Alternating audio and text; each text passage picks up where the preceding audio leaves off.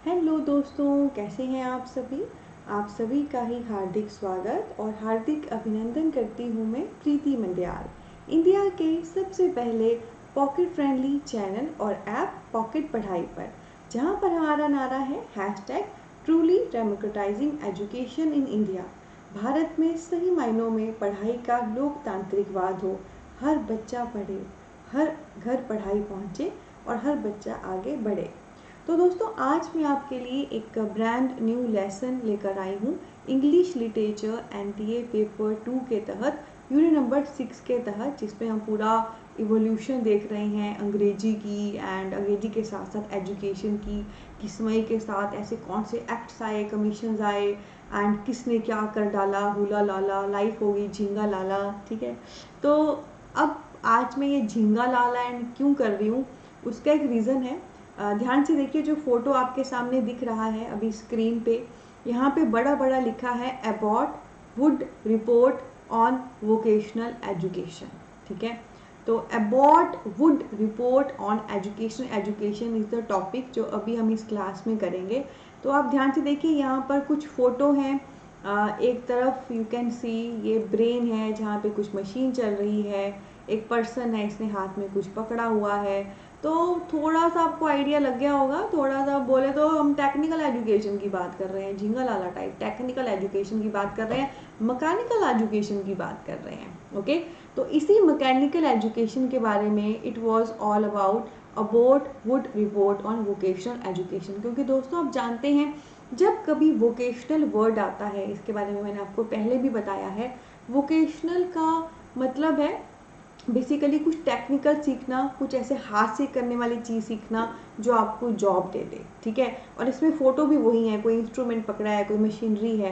तो दोस्तों, ये जो अबाउट वुड रिपोर्ट था, it was all about vocational education. इसका मेन मोटिव ही वोकेशनल एजुकेशन था, मतलब इसका सारा फोकस ही इस पे था। और ये जो है, ये बेसिकली 1936 से 37 के बीच में आया है। So do remember about would report, इसका नेम है किस पे, ये वोकेशनल एजुकेशन पे। वोकेशनल एजुकेशन यानी कि जो हमारी टेक्निकल एजुकेशन होती है, जो हमको जॉब प्रोवाइड कर सके। और आया कब है, 1936-7 में। तो ये एक एक पॉइंट, एक एक एमसीक्यू है भाई। ठीक है, तो आइए देखते हैं इसने क्या कहा है। नेम हमें पता लग गया अबाउट वुड, टारगेट पता लग गया, वोकेशनल एजुकेशन ईयर पता लग गया 36, और ऑब्वियसली इसने वोकेशनल एजुकेशन को लेकर बात की है, तो क्या क्या कही है आइए देखना शुरू करते हैं। तो दोस्तों, वोकेशनल एजुकेशन ये जो है अबाउट वुड कमेटी, ये तो आपको पता लग ही गया 1936 से 37 के बीच में आया है।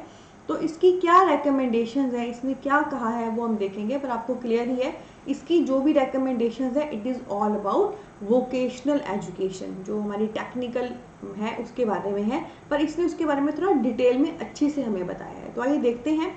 सबसे पहले इसने कहा कि स्पेशल प्रोविज़न होने चाहिए वोकेशनल एजुकेशन के लिए, यानी कि स्पेशल अलग से प्रावधान होने चाहिए हमारी वोकेशनल एजुकेशन को लेकर, यानी कि अलग से एक प्रॉपर सिस्टम होना चाहिए। ऐसा ही नहीं कि हवा में ही हाँ जी वोकेशनल एजुकेशन होनी चाहिए तो कुछ भी कर दो, मतलब प्रॉपर अलग से इसके लिए डिपार्टमेंट हो एंड ऑल। और इसी के तहत उसने कहा कि हमें प्रॉपर सेपरेट स्कूल बनाने हैं, जो जर्नल वाले हैं या वोकेशनल वाले। जर्नल यानी कि यहाँ पे जहाँ पे लोग नॉर्मल लिखा पढ़ी करेंगे, थियोरेटिकल नॉलेज लेंगे, और एक ऐसे जो वोकेशनल होंगे। ठीक है, एंड इवन उसने ये भी कहा जो हमारे वोकेशनल स्कूल होंगे वो भी 2 प्रकार के होने चाहिए, एक होगा जूनियर और एक होगा सीनियर। तो ये बहुत ही खास बात है जो इन्होंने यहाँ पर कही। ठीक है, अब इसमें मैं आपको एग्जांपल देती हूँ। जैसे आपने देखा होगा पैट का पेपर होता है ना, 10th के बाद देते हैं, फिर आईटीआई में उनको सिलेक्शन हो जाती है, आपको पता होगा। तो 10th के बाद बच्चों के पास ऑप्शन है नॉर्मल +1 +2 कर लो, तो वो हो गए नॉर्मल जनरल स्कूल्स जहाँ पे वो किताबें ही पढ़ रहे हैं जाके। या दूसरा है 10th के बाद पैट का पेपर दे लो एंड उस टेक्निकल एजुकेशन में आईटीआई में जाकर इनरोल हो जाओ। ठीक है, तो वही बात इसने कही, वोकेशनल एजुकेशन जरूरी है, टेक्निकल सीखेंगे जॉब मिलेगी, ये बात तो कई कहते हैं, आपसे पहले भी काफ़ी सारे एक्ट्स में आए। पर इसने हमें पूरा फॉर्मुलेशन दिया कि अगर आप इसको लाना चाहते हैं आप इसको लाएंगे कैसे, वो इन्होंने बताया। तो पहले क्या कहा, प्रॉपर प्रोविज़न, अलग से प्रॉपर सिस्टम होना चाहिए वोकेशनल के लिए और नॉर्मल जनरल एजुकेशन के लिए। जनरल एजुकेशन वाले स्कूल अलग हों जैसे +1 +2, और वोकेशनल के लिए अलग हो जैसे कि ITI, ठीक है। एंड फर्दर जो वोकेशनल वाले भी हैं, जो ITI भी हैं, उसमें भी 2 होने चाहिए, एक जूनियर विंग और सीनियर। जूनियर में वो जो जस्ट आए हैं करने, और सीनियर में वो जो उसी में फिर आगे बढ़ते हैं, उसी में अगर फर्दर हाई लेवल की तैयारी करते हैं। जैसे BSc के बाद MSc होती है ना, BSc जूनियर हो गया, MSc आपका हायर हो गया, BA जूनियर हो गया, MA हायर हो गया। वैसे ही मतलब जो 10th के बाद आए हैं वोकेशनल में पैट क्लियर करके, उसमें भी जूनियर एंड सीनियर, जो बिल्कुल शुरू में नए नए आए हैं वो जूनियर, और उसी में अगर कोई आगे जाता है वो सीनियर। तो इन्होंने पूरा सिस्टम दिया, तो उसके लिए मैं अबॉट वुड के लिए क्लैपिंग करना चाहती हूँ। वोकेशनल का नारा कईयों ने लगाया, पर इन्होंने वाकई कैसे उसे लाना है अच्छे से वो हमें बताया, तो हैट्स ऑफ, ठीक है। आगे दोस्तों उन्होंने क्या कहा कि जो हमारा मीडियम ऑफ इंस्ट्रक्शन है, ठीक है, इसी वोकेशनल एजुकेशन में, वो बेसिकली मदर टंग ही होना चाहिए जितना पॉसिबल हो सके। पर हाँ, ये भी जरूरी है कि इंग्लिश भी सबको आए एज अ कंपल्सरी लैंग्वेज सभी प्यूपिल को।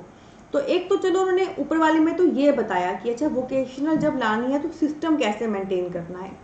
नेक्स्ट में इन्होंने हमें बताया कि वोकेशन जब आप ला रहे हो, बच्चों को वोकेशनल एजुकेशन दे रहे हो, पढ़ा रहे हो, तो उसमें आपका मीडियम ऑफ इंस्ट्रक्शन क्या होना चाहिए, आपको पढ़ाती बार कौन सी लैंग्वेज पे फोकस करना है। तो इन्होंने कहा पढ़ाती बार हमें, एक मिनट, इन्होंने कहा पढ़ाती बार हमें बेसिकली मदर टंग पे फोकस करना है, क्योंकि मदर टंग इज समथिंग उनको आती है, उसमें वो सक्षम होंगे, उसमें ही अगर हम उन्हें समझाएंगे तो बेहतरीन समझ पाएंगे। पर हाँ, ये भी कहा कि इंग्लिश भी कंपलसरी कर दो, मतलब मदर टंग ठीक है, मैक्सिमम आप मदर टंग रखो, उसमें उनको समझाओ बुझाओ एंड ऑल, पर इसका कतई मतलब नहीं है कि मदर टंग में ही सारा होगा और इंग्लिश को तवज्जो नहीं देनी है, इंग्लिश भी साथ में सिखाओ और समझाओ। तो ये 2 बातें उन्होंने कही, ठीक है। तो अगेन सेकंड पॉइंट भी बिल्कुल सही कहा है, again I want to do clapping. Mother tongue होगी, बच्चे आसानी से समझ पाएंगे, और इंग्लिश कंपलसरी होगी तो इंग्लिश का महत्व भी वो समझ पाएंगे, जो उनको आगे फर्दर जॉब लेनी होगी तो हेल्प करेगा। तो कैसा लगा दोस्तों, यह है Abbott Woods committee vocational education के बारे में, जो 1936-37 पे आई थी। अच्छी लगी है तो वीडियो को जरूर लाइक करें, चैनल को सब्सक्राइब करें। और क्या आप कंप्लीट ऐसे ही इंग्लिश NTA पेपर 2 की तैयारी करना चाहते हैं अच्छे से, तो जस्ट अभी दोस्तों डाउनलोड करिए इंडिया का सबसे पहला पॉकेट फ्रेंडली ऐप पॉकेट पढ़ाई, जिसका लिंक नीचे वीडियो की डिस्क्रिप्शन में दिया गया है, ठीक है। यहाँ पे मात्र 2499 में कंप्लीट इंग्लिश NTA पेपर 2 का कोर्स अवेलेबल है, वो भी 1 साल की वैलिडिटी के साथ, और साथ में इसकी जो है इजी इंस्टॉलमेंट भी निकाली गई है 833। इसके बारे में सिर्फ यही कहूँगी, ये कोर्स एक सिंगल कोर्स नहीं है, बल्कि it is a bundle of courses.